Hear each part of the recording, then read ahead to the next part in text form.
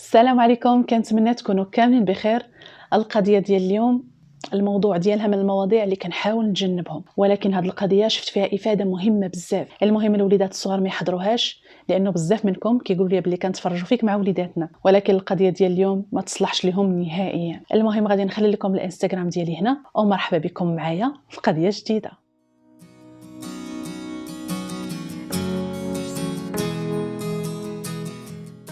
تاريخ اليوم 5 في شهر 6 2019 في فانكوفر الأمريكية، فانكوفر واشنطن ماشي فانكوفر الكندية. هنا فين كتعيش نيكي كينهاوسن اللي في عمرها 17 سنة. نيكي من مواليد 6 في شهر 7 2001 من عائلة متكونة من 4 ديال الأولاد وجوج ديال البنات. والدين نيكي طلقوا من وهي صغيرة بزاف، والأم ديالها هي اللي رباتها هي وخوتها وخواتاتها كلهم، حيت كانت عندها الحضانة الكاملة ديال وليداتها. أم نيكي واللي الاسم ديالها ليزا وود كانت امرأة عاملة ومكافحة، دارت المستحيل باش وليداتها يترباو ويقراو في أحسن الظروف، وفعلا كلهم كانوا متفوقين باستثناء نيكي اللي كانت هي الوحيدة في خوتها اللي كتكره شي حاجة سميتها القراية والمدرسة. هادشي علاش أغلب الوقت كانت كتغيب على المدرسة، حيت يا ما كتفيقش بكري والترونسبور كيمشي عليها، يا كدير مشاكل مع الأساتذة اللي كانت كتخاصم معاهم حيت ما كديرش واجباتها المنزلية اللي كيكلفوها بها، أو كينتقدوا الملابس ديالها أو الميكاب اللي كان جريء بزاف وضد النظام الداخلي ديال المدرسة، أو كتضارب مع بعض التلاميذ حيت هي كتدافع على نفسها، أو على صديقاتها ضد بعض التلاميذ اللي كيتنمروا عليهم. يعني كانت هي الزعيمة ديال المجموعة. من وهي صغيرة نيكي كانت كتقول لامها باللي غادي تولي ميكاب ارتيست وتخدم مع المشاهير بحال المربية ديالها اللي كانت كوافورة. المربية ديال نيكي كانت كتعشق شي حاجة سميتها الميكاب والموضة واللبس، وكانت دائما كتحكي ليها على المشاهير اللي دارت لهم الميكاب قبل ما تاخذ التقاعد. دائما كتهز معها فاليز صغيره فيها ادوات الميكاب والعدسات ولي بيروك اللي كانت كتلبسهم نيكي وهي صغيره. وفعلا البنيه تاثرت بها بزاف ملي كان في عمرها 4 سنين، ولات كدير الميكاب لي بيروك الاكسسوارات، وكانت كترفض تحيدهم لدرجه انه بعض المرات كتمشي بهم حتى للمدرسه. امها ملي كانت كتصل بها اداره المدرسه كانت كتقول لهم باللي ما نقدرش نفرض عليها شي حاجه اللي هي ما بغاتش ديرها. نيكي كبرات مرتبطه بخوتها وخواتاتها وامها، ولكن واخا كانت مرتبطه بهم بزاف وعزازين عليها، غادا تقرر ملي ولا في عمرها 17 سنه انها تستقل وتعيش في ابارتمون مع جوج ديال صحاباتها اللي في نفس الوقت جارتها وصديقتها اللي كبرت معاهم. وحده الاسم ديالها إيريال كوكس والثانيه تايلور واتس. كانوا اكثر من صحابات كابرين مع بعضياتهم اكثر من الخواتات، وما كيخبيو على بعضياتهم حتى شي حاجه. واخا نيكي سكنات بوحدها، هادشي ما كيعنيش انها بعدات على دارهم او قطعت علاقتها بامها وخوتها، بالعكس كانت يوميا كتواصل معاهم، خصوصا مع امها اللي كانت كتصل بها بشكل يومي باش تطمئن عليها وتعرف اخبارها. حنا اليوم نهار 5 في شهر 6 2019. نيكي والام ديالها ليزا كانوا متفقين انهم يتلاقاو مع 4 ديال العشيه باش يمشيو يديروا الشوبينغ ومن بعد يمشيو صالون التجميل. ليزا باغا تصايب شعرها ونيكي باغا تدور بالحاله. بعد نهار طويل في الدوران من محل لمحل، وبعد ما كملوا الشغل ديالهم في الصالون، نيكي وليزا غادي يتفارقوا. ليزا بغات توصل بنتها حتى للسكن ديالها، ولكن نيكي رفضات. قالت لمها بغيت نمشي شويه باش نحرق الفاست فود اللي وكلتيني هاد النهار. مع 10 ديال الليل ليزا غادي تتصل بنتها باش تطمئن عليها. فعلا جاوبتها وقالت لها باللي وصلت بخير وعلى خير، وانها ناويه دابا ترتب الحويجات اللي شرات اليوم في البلاكار ديالها وتدخل لفراشها باش تنعس، حيت النهار الثاني عندها المدرسه. نسيت ما قلتش لكم ان نيكي كدرس فنون الميكاب في معهد ديال التجميل. حنا اليوم نهار الثاني 6 في شهر 6 2019، والساعه دابا بالتحديد 8 و15 دقيقه ديال الصباح. ليزا فقط معطله حيت الليله ديال البارح ما نعساتش مزيان. هاد الاسبوع في فانكوفر الجو بارد خصوصا بالليل.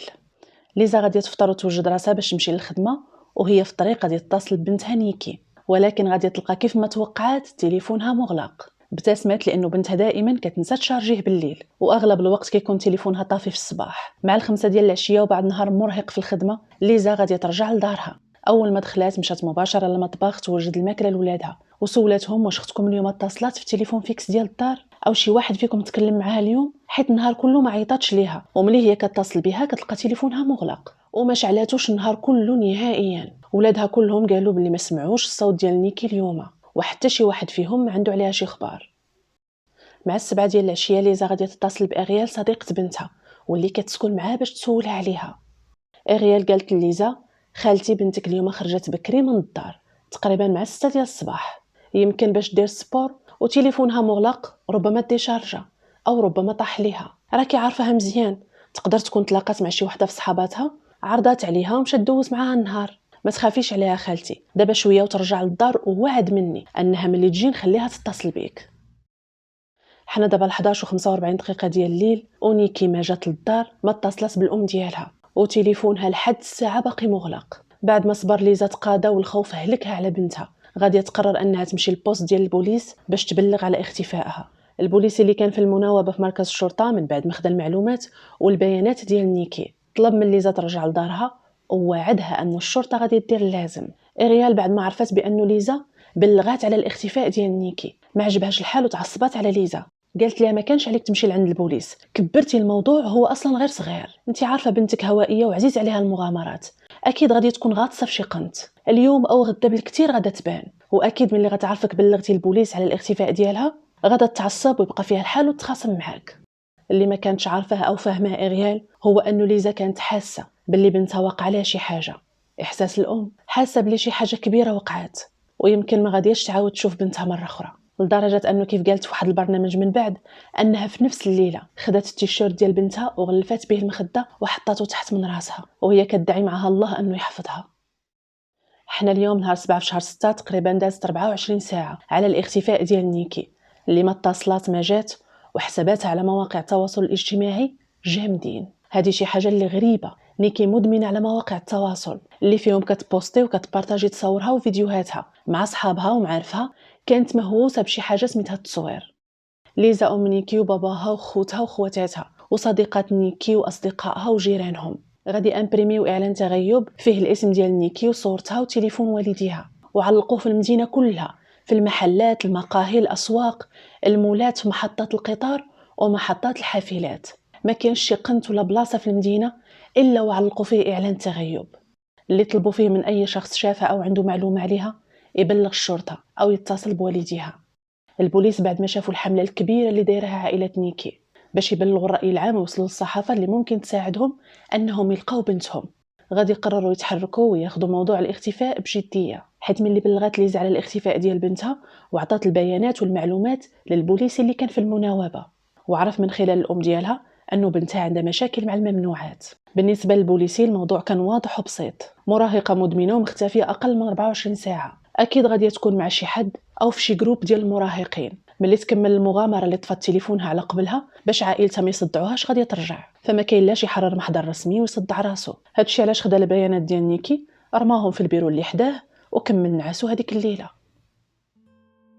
Yeah, this is 17-year-old Nikki Kuhnhausen, and family, friends, and investigators are all desperate to find her. They've passed out about 500 of these flyers, hoping someone can help. التحقيق في قضية اختفاء نيكي عاد بدا. أول خطوة غادي يديروها المحققين هي أنهم غادي يسولوا البنات اللي كيسكنوا معاها، إريال وتايلر. إريال وتايلر قالوا المحققين باللي آخر مرة شافوا فيها نيكي كانت وهي خارجة نهار 6 في شهر 6 مع 6:15 دقيقة ديال الصباح، وشرحوا المحققين باللي نيكي خرجت هذاك الصباح مبكرة حيت غادي تلاقى بواحد الشخص اللي تعرفت عليه بين الليلة 5 و6 مع 3 ديال الصباح. إريال قالت المحققين بلي نهار 5 في شهر 6 نيكي من بعد ما رجعت من الشوبينغ مع الأم ديالها ليزا تعشات، ومن بعد دخلت لاشومبغ ديالها مع 1:30 ديال الليل. قالت لها بلي غادي تمشي للسوبر مارشي تجيب شي حاجه تشربها. السوبر مارشي كاين في نفس الشارع اللي فيه العماره ديالهم. فعلا نيكي مشات وتقريبا رجعت مع 1:30 من السوبر مارشي، وجلسات كتفرج معايا انا وتايلور في واحد الفيلم. فجاه نيكي وقفات مخلوعه وبدات كتقلب على تليفونها. إريال قالت المحققين باللي هي ونيكي وتايلر قلبوا الدار كلها على التليفون ديالها. ملي ما لقاوش نيكي قالت لهم باللي اكيد طاح ليها في الطريق وهي غاديه للسوبر مارشي، وصممت انها تنزل وتقلب عليه بنفسها حيت ما كانش كتخاف. مع 3:30 نيكي رجعات ولاحظنا بلي كانت فرحانه. سولناها انا وتايلر واش لقيتي تليفونك؟ قالت لنا باللي ما لقاتوش، ولكن هي فرحانه حيت تعرفت على واحد الشاب روسي وسيم وظريف وطلبت مني تليفوني، بغات تكلم معاه في سناب شات. فعلا عطيتها تليفوني تكلم معاه، ومن بعد نص ساعه دخلت لغرفتي وقالت لي باللي هي وهذا الشخص غادي يتلاقاو مع 6، منها ترجع ليه الفيز ديالو اللي عطاها تلبسها حيت كان فيها البرد، ومنها يتعرفوا على بعضياتهم. انا ضحكت واستغربت حيت اول مره كنشوف جوج ديال الناس كيتلاقاو مع 6 ديال الصباح. ولكن نيكي قالت لي بلي هذا الشخص كيخدم النهار كله مع خوته في شركه الانشاءات ديالهم، والوقت الوحيد اللي عنده هو بين 6 و 8 ديال الصباح قبل ما يمشي للخدمه. فعلا مع 6 ديال الصباح نيكي لبسات الترينك ديالها وهزات في ايدها الفيست ديال هاد الشخص اللي ناويه تلاقى به وخرجات. ومن هذيك اللحظه ما اتصلاتش وما عندي عليها حتى شي خبر وما عاودتش شفتها.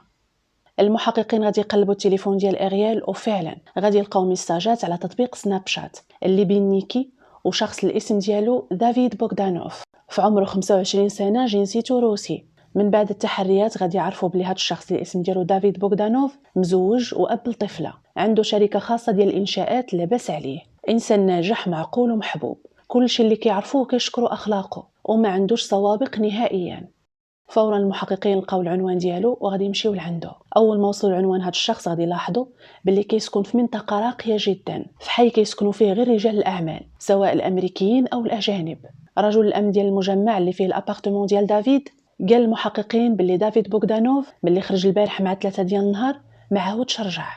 واحد من المحققين خدا ورقه وكتب فيها الرقم ديالو وعطاها للسيكوريتي وطلب منه يعطيها لدافيد بوغدانوف ملي رجع، واكد عليه يقول ليه بلي البوليس باغينو وضروري يتصل بهم للاهميه. في نفس النهار المحققين بعد البحث والتحريات غادي يوصلوا للرقم الشخصي ديال بوغدانوف، ولكن ملي اتصلوا به لقاو التليفون ديالو مغلق. رسلوا ليه رسائل في التليفون ديالو وعلى تطبيق سناب شات، ولكن نفس النتيجه، ما جاوبهمش وما اتصلش بهم. 48 ساعه من بعد المحققين غادي يعرفوا باللي دافيد بوغدانوف سافر لاوكرانيا عند عائلته، وباللي الطياره ديالته كانت نهار 6 في شهر 6 مع 4 ديال العشيه. بالنسبه لبعض المحققين ربما هذا هو السبب اللي خلى دافيد ونيكي يتلاقاو مع 6 ديال الصباح، حيت كان مسافر في نفس النهار. غادي يدوز اسابيع والتحقيق في قضيه اختفاء نيكي واقف في نقطه الصفر، حيث المحققين ما لقاوش شي انديس او خيط او معلومه حتى لو كانت بسيطه يمشيو وراها باش على الاقل يقدروا يحركوا التحقيق في هذه القضيه. ليزا وود الام ديال نيكي كانت يوميا كتتصل وكتمشي لعند البوليس باش تسولهم مسكينه فين وصل التحقيق. ومن بعد ما دازت هذه المده كلها ولات كتقول لهم باللي هي متاكده انه نيكي مخطوفه ومسدود عليها في شي بلاصه. وبعض المرات ملي كتيأس وكيتقادى صبرها كتقول لهم باللي ما عمرها ما بقى غادي تشوف بنتها حيه الا اذا وقعت شي معجزه كيف ما وقعت من قبل في 2018. ولكن اشنو وقع في 2018؟ ليزا حكت للمحقق انه نهار 25 في شهر 1 2018 وهي في الخدمه جاها اتصال من محقق اللي خبرها انه بنتها نيكي تنقلت للمستشفى بعد ما تصابت ب6 ديال الرصاصات في اماكن متفرقه في جسمها. ليزا قالت لهم باللي بعد ما اتصلوا بها البوليس مشات كتجري للمستشفى بحال شي وحده مجنونه، كتغوت وكتبكي وما عرفتش اصلا كيفاش قدرت حتى ساقت طوموبيلتها ووصلت للمستشفى. ملي وصلت ودخلت الغرفه اللي فيها بنتها تفاجات بها ناعسه فوق السرير كتضحك مع الممرضات والطبيب. قالت لها انت ما فيك والو، البوليس اتصلوا بيا وقال لي بلي شي حد ضربك ب6 ديال الرصاصات. نيكي ضحكات وقالت لي ماما فعلا شي حد ضربني ب6 ديال الرصاصات، ولكن انا بقى حيه، يمكن جسمي مقاوم للرصاص او يمكن انا ما كنموتش. وبدات كتضحك. الطبيب ملي شاف الحاله اللي كنت فيها مصدومه وخايفه وفرحانه وما فاهمه والو شرح لي باللي الرصاصات كلهم ما وصلوش لي زارتير ماجور، الشرايين الرئيسيه في الجسم. نيكي تصابت بجوج ديال الرصاصات في الفخذ وجوج في البطن وجوج في الرجل من الخلف. التحقيق في القضيه كشف بلي نيكي تصابت من بعد ما تضربات هي وشي افراد عصابه على قبل الممنوعات. الشخص اللي ضرب نيكي بالرصاص ما عمره ما تلقى عليه القبض، حيث نيكي رفضت تعطي الاسم ديالو للبوليس او تبلغ عليه، وربما خافت من باقي افراد العصابه ينتقموا منها الا بلغت عليهم. ليزا قالت للمحققين باللي من بعد هذا الحادث جلسات هي ونيكي وحاولت تفهمها باللي التجربه اللي عاد مرات منها ربما تكون لها درس باش تتعظ وتغير حياتها وتعيد النظر في الطريقه اللي كتعيش بها. فعلا سمعت ليا ووعدتني انها غادي تتغير وتبعد على المشاكل وتنتبه لحياتها ومستقبلها، ولكن من بعد ما اختفت دابا تاكدت بلي ما عمرها ما غادي تتغير، حيث ما قدرتش تخرج من دائره اصدقاء السوء اللي خرجوا عليها وعلموها شي حوايج خايبين ودخلوها في بليه اللي ما قدرتش تخرج منها. انا درت المستحيل معها، دخلتها بزاف المرات المركز علاج الادمان واعاده التاهيل، كل مره كانت كتقول لي بلي غادي تتشافى وبلي مستحيل ترجع للحفره اللي كانت فيها، ولكن كل مره كانت كترجع. انا كل نهار كندعي الله انه توقع شي معجزه كيف ما وقعت من قبل ملي كانت ضربات بالرصاص. كنطلب الله انه في اي دقيقه تفتح عليا الباب وتقول لي يا ماما انا هنا، انا باقا حيه. خبر اختفاء نيكي غادي يتنشر في صفحات مواقع التواصل الاجتماعي ويتذاع في نشرات الاخبار. حنا اليوم نهار 30 في شهر 9 2019 تقريبا بعد ما دازت 4 اشهر على الاختفاء ديال نيكي. المحققين غادي يجيهم اتصال من عند دافيد بوغدانوف. دافيد قال للمحققين باللي عاد رجع اليوم من اوكرانيا بعد ما كان في زياره عائليه، وباللي ملي فتح تليفونه لقى ميساجات ديالهم. المحقق شرح لدافيد سبب الزياره ديالتهم ليه وطلب منه يجي عندهم في القريب العاجل للبوست ديال البوليس، حيت ربما تكون عنده شي معلومة اللي تقدر تفيدهم في التحقيق. نهار 2 في شهر 10 دافيد بوغدانوف غادي يمشي لمركز الشرطة في فانكوفر. اللي استقبل دافيد هو المحقق جينسون. بوغدانوف قال المحقق ملي سولو على علاقته بالمختفية نيكي كينهاوسن باللي نهار 6 في شهر 6 كان محتفل هو وخوته بعيد ميلاده. هادشي علاش الاخ ديالو الكبير عرض عليهم كلهم العشاء. وهما راجعين في الطريق مع 3 ديال الصباح شاف بنت في عمرها تقريبا 17 سنه كتمشي في الشارع بوحدها. بوغدانوف قال المحقق ملي شفتها وبان لي انها باقا صغيره وكتمشي بوحدها خفت عليها. وقفت الطوموبيل نزلت وقربت منها سولتها واش هي لاباس واش محتاجه لشي مساعده. قالت لي بلي الاسم ديالها نيكي وبلي طاح ليها تليفونها في هذا الشارع وخرجت تقلب عليه. وهي كتكلم معايا لاحظت بلي كانت كترعد من البرد.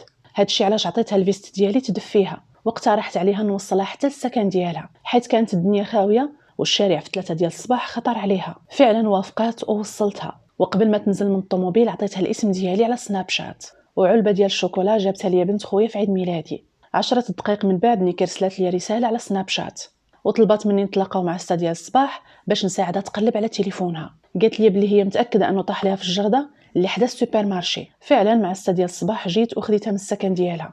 اول ما طلعت للطوموبيل طلبات مني نشري لها تليفون ونعطيها مبلغ ديال الفلوس. نبره صوتها وطريقتها في الكلام ما عجبتنيش وكانها بنت اخرى ماشي البنت اللي تلاقيت بها ديك الليله. جاتني بحال متعاطيه شي حاجه. فورا طلبت منها تنزل من طوموبيلتي وخليتها في الشارع ومشيت في حالي وما عاودتش شفتها او تكلمت معاها من هذاك النهار. اصلا انا نسيتها حتى نهار الرجوع ديالي من اوكرانيا تفاجأت بالرسائل ديالكم وباللي كتطلبوا مني نجي لعندكم باش نعطيكم معلومات عليها. انا ممكن تسولوا عليا الناس كلهم غادي يقول لكم باللي انا رجل مسالم وكنكره العنف. انا فعلا بغيت نساعدكم تلقاوها وبقات فيا في الحقيقه ولكن للاسف ما عندي حتى شي معلومه عليها. مباشره من بعد ما المحقق استمع لدافيد بوغدانوف غادي يشكره ويخليه يمشي في حاله. ونهار 7 في شهر 12 من بعد ما دازت 6 اشهر على الاختفاء ديال نيكي واحد السيد اللي كان كيمشي في الغابه غادي يلقى جثه او بقايا جثه بشريه تحت واحد الشجره. هاد السيد غادي يتصل فورا بالشرطه. اول ما وصلوا المحققين لأي المكان غادي يلقاو جثه بشريه حدا هاد الجثه اللي الحيوانات كلاو اغلبها. المحققين لقاو ملابس نسائيه عباره على ترينغ اللي اللون ديالو كان خضر وحذاء رياضي لونه ابيض واكسسوارات نسائيه عباره على خواتم ساعه يدويه وبراسلي وقريب منهم كابل ديال شارجور اللي كان معقود على شكل دائره واللي كان ملفوف عليه دي زيكستونسيون ديال شعر نسائي طويل. بالنسبه للمحققين الكابل ديال شارجور اللي لقاوه هو في الاغلب سلاح الجريمه اللي القاتل لفوا على عنق الضحيه وانهى ليه بها حياتها. الجثه غادي تنقل لمصحه الطب الشرعي باش يتم تحديد والتعرف على صاحب الجثه والمتعلقات الشخصيه اللي تلقات حدا الجثه غادي تنقل للمعمل الجنائي باش يتم رفع البصمات وتحليل عينات الحمض النووي. المحققين ومعهم عناصر الشرطه العلميه والتقنيه غادي يمشطوا الغابه كلها لمده يومين على امل العثور على ادله جديده بحال اوراق ثبوتيه باسبور صوره او بطاقه صحيه. ولكن نظرا لتضاريس الغابه اللي كانت صعيبه بزاف المحققين ما غادي يلقاو حتى شي حاجه اللي تفيدهم في تحديد هويه صاحب الجثه. ايام قليله من بعد تقرير الطبيب الشرعي وسجلات اسنان الضحيه قدروا يحددوا هويه صاحب الجثه اللي تلقات في الغابه.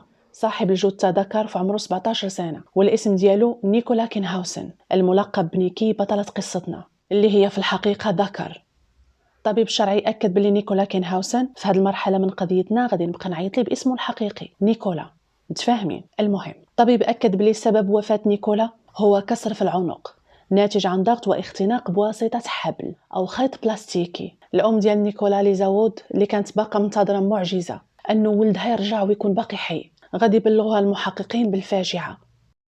نهار 17 في شهر 12 2019 المحقق جينسون غادي يستدعي دافيد بوغدانوف وهاد المرة بصفة رسمية باعتبار أنه هو آخر شخص شاف نيكولا عايش. هاد المرة بوغدانوف غادي يغير شي حوايج في القصة اللي حكى المحققين أول مرة. بوغدانوف قال للمحققين بلي نهار 6 في شهر 6 مع 3 ديال الليل تلاقيت مع بنت كتمشي بوحدها في الشارع كانت كتبكي وبين عليها أنها خايفة. نزلت من الطوموبيل سلمت وتعرفت عليها وعرفت منها انها تخاصمت مع خطيبها. هادشي علاش نزلت شويه كتمشى وصلتها للعماره فين كتسكن وعطيتها الاسم ديالي على سناب شات. وقبل ما تنزل عرضت عليها نتلاقاو مع 6 ديال الصباح نمشيو ونفطروا ومنها نتعرفوا على بعضياتنا شي شويه حيت انا النهار كله كنكون مشغول في الخدمه. فعلا تلاقينا في الصباح بعد ما مشيت جبتها من العنوان اللي كتسكن فيه مع صحاباتها. تمشينا شي شويه في المدينه بالطوموبيل كنا كنضحكوا وكنتكلموا وفي واحد اللحظه طلبت مني نوقف في شي بلاصه حيت كيف قالت باللي عندها شي حاجه مهمه خصني نعرفها. فعلا وقفت الطوموبيل، وهنا فين قالت لي باللي انا بحالي بحالك. في الاول ما فهمتش وطلبت منها تشرح لي اكثر، وهنا فين فجرت الجمله في وجهي: انا ذكر بحالي بحالك. انا تخلعت وطلبت منها تنزل فورا من الطوموبيل. انا معترف انني كنت وقح وسبيتها، يمكن حيت كنت باقي تحت تاثير الكحول من عيد ميلادي، ولكن كنحلف لكم باللي مباشره من بعد ما نزلت من طوموبيلتي ندمت انني جرحتها، ومن هذيك اللحظه ما عاودتش شفتها. المحقق سول بوغدانوف: اشنو درتي من بعد ما نزلتي نيكي من طوموبيلتك؟ بوغدانوف جاوبوا باللي مشى مباشره للخدمه حتى بدون ما يمشي لدارو يغير حوايجه. خدم شويه وفي واحد اللحظه بدون تفكير هز الباسبور ديالو ومشى للمطار وحجز تذكره وسافر فورا لاوكرانيا. اللي ما كانش عارفو دافيد بوغدانوف هو أن المحققين تبعوا التحركات ديالو نهار 6 في شهر 6 2019، تاريخ الاختفاء ديال نيكولا، من 6 ديال الصباح حتى 3 ديال العشيه. وعرفوا باللي بوغدانوف من اللحظه اللي هز فيها نيكولا الطوموبيل ديالو ما وقفتش نهائيا وما دارش تورا في المدينه كيف ما قال المحققين، حيت تليفونه عطى اشاره وبورنا في اتجاه معاكس الاتجاه اللي فيه الشركه ديالو. التليفون ديال دافيد بوغدانوف عطى بلي طوموبيلته سافرت لمده ساعه بدون توقف، وهذه الجزئيه عقلوا عليها حيت مهمه، في اتجاه منطقه غابويه بعيده على المدينه، بالضبط في الاتجاه ديال الغابه اللي تلقات فيها الجثه ديال نيكولا. المحقق جينسون غادي يواجه بوغدانوف بالمعلومات اللي عندهم ضده واللي كتثبت انه كذب عليهم من الالف الى الياء، وغادي يطلبوا منه يحكي لهم بالضبط اشنو وقع، حيت كيف قال له احنا اصلا عارفين كل شيء فما بقى متخبي. بوغدانوف سكت واحد الثانيه وطلب من المحقق انه يشوف المحامي ديالو كيف ما غتشوفوا معايا في تسجيل الفيديو. Handcuffs. All right. Stand up for me, please.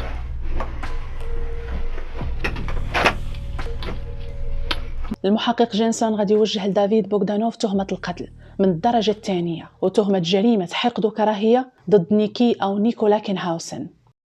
خبر إلقاء القبض على دافيد بوغدانوف جريمة قتل كانت صدمة لأهله وعائلته وأصدقائه وحتى الناس اللي خدموا معه من قبل أو اللي خدامين معه حاليا، كلهم أكدوا بلي دافيد ما عمره ما كان عنيف. فيكي بنت الأخ ديال دافيد قالت في واحد البرنامج بلي ما عمرها ما غادي تصدق أنه عمها ارتكب جريمة قتل مع سبق الإصرار والترصد، حيث عمها إنسان هادي وناجح في حياته وذكي، مستحيل يفكر مجرد التفكير أنه ينهي حياة إنسان مهما كان مختلف معه. جلسات محاكمة دافيد بوغدانوف غادي تبدا بتاريخ 15 شهر 8 2021. دافيد كيف ما مسجل في محضر تحقيق الاعتراف أنه هو المسؤول على موت نيكولا كينهاوسن، ولكن أكد باللي كان في وضع دفاع عن النفس، يعني تسبب في الموت ديال نيكولا بدون نية إحداثه، ونفى صفة الإصرار والترصد نفيا باتا. جلسات المحاكمة ديال دافيد بدات بمرافعة المدعي العام اللي أكد أنه المتهم ارتكب جريمته مع سبق الإصرار والترصد، وباللي قرر وخطط أنه ينهي حياة الضحية في اللحظة اللي عرف فيها الحقيقة ديالها، أو ربما هذا القرار خداه أول ما شاف الضحية في الشارع وحتى قبل ما يعطيها الحساب ديالو على سناب شات. المدعي العام عرض الميساجات اللي كانوا بين دافيد ونيكولا على تطبيق سناب شات، واللي كتأكد بأنه دافيد بوغدانوف جا قبل من الموعد ديالو مع الضحية بساعة، وباللي جلس كيتسنى هذه المدة كلها تحت العمارة. من خلال الرسائل على سناب شات المتهم أرسل نيكولا رسالة مع 5 و6 دقائق، ومن بعدها ب30 دقيقة أرسل له رسالة أخرى، ودائما على نفس التطبيق مع 5 و 34 دقيقة ديال الصباح. عاد أنه عرض عليهم تقرير تتبع التليفون ديال دافيد، واللي كيثبت أنه مباشرة من بعد ما تحرك من قدام السكن ديال الضحية شد الطريق مباشرة فين تلقات الجثة ديال الضحية. في نهاية المرافعة ديالو المدعي العام أكد بأنه نيكي أو نيكولا كينهاوسن كان ضحية جريمة حقد وكراهية. محامي المتهم نفى صفة الإصرار والترصد وصفة جريمة كراهية نفيا باتا، والتمس من القاضي يعطي كلمة للموكل ديالو باش يحكي بنفسه أشنو وقع هذاك النهار. دافيد بوغدانوف قال بلي نهار 6 في شهر 6 مشيت باش نتلاقى مع نيكي مع 6 ديال الصباح، وباللي كنت باقي تحت تأثير الكحول. بقيت قريب من السكن ديالها باش نلحق الموعد ديالي معاها.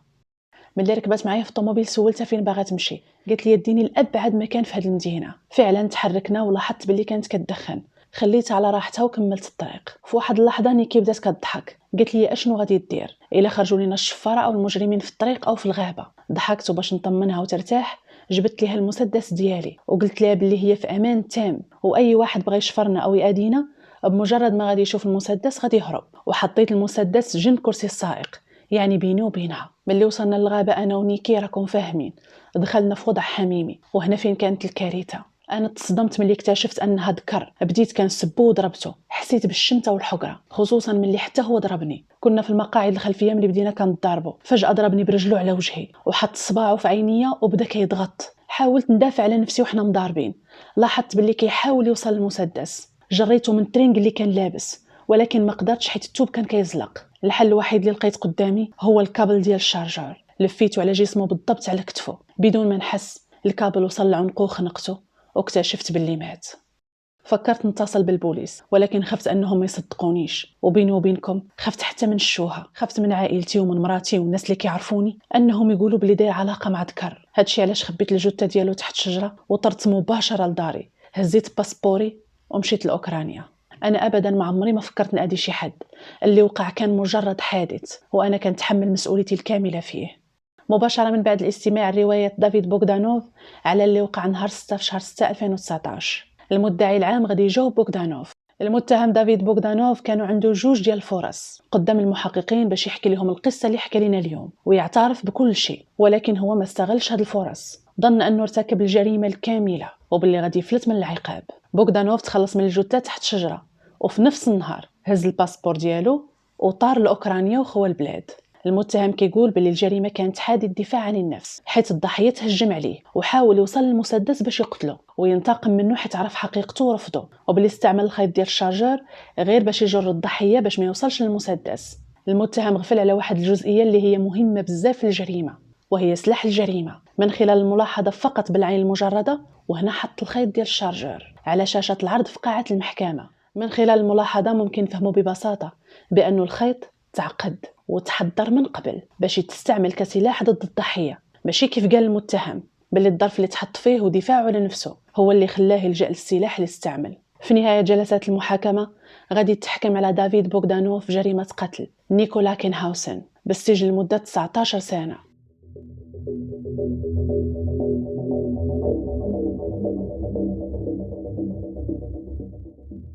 وكانت هذه القضيه ديال نيكولا كينهاوسن ودافيد بوغدانوف. القضيه ديال اليوم كتخلينا نشوفوا جوج ديال الشباب خرجوا على حياتهم. دافيد شاب ناجح وسيم مزوج وعنده بنيه، على قبل النزوه خرج على حياته كلها. ونيكولا كنشوف بانه مو كتلعب واحد الدور كبير في الطريق اللي مشى فيها. ملي كان صغير هي حيت كانت خدامه جابت ليه مربيه، والمربيه كانت كوافوره، وكانت بطبيعه الحال ملاحظه بانه هاد الكوافوره كتلبس ولدها الاكسسوارات لي بيروك، كدير له الميك اب، حتى لدرجه انه الولد ولا كيمشي هكاك للمدرسه. وملي الاداره ديال المدرسه كتشكى كتقول لهم باللي ما يمكنش ليا نبزز عليه شي حاجه اللي ما باغيهاش، لدرجه انه كاينه واحد الصوره كان مهرس فيها من يده ملي كان باقي صغير، ودارت له الجبيره في اللون الغوز اولا في اللون الوردي.